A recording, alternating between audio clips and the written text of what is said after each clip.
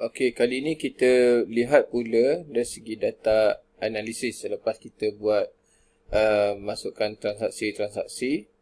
So, kita tengok dari segi data analisis. Yang pertama sekali, yang paling penting adalah profit and loss lah, P&L. So, kita tekan P&L ni, kita akan pergi pada sheet P&L. So, P&L ni adalah basically dia akan tunjuk kat sini total jualan ataupun pendapatan.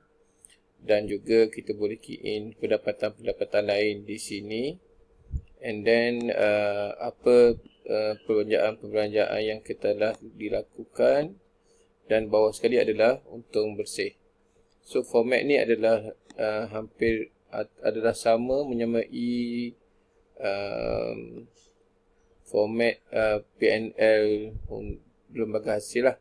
So untuk P&L lembaga hasil dia tak detail macam ni, dia ada untuk lump sum selama setahun lah. Okay, macam ni untuk P&L tahun 2019 ni dia akan tengok macam ni. Ni yang sama sebiji macam P&L yang diminta oleh lembaga hasil. Okay.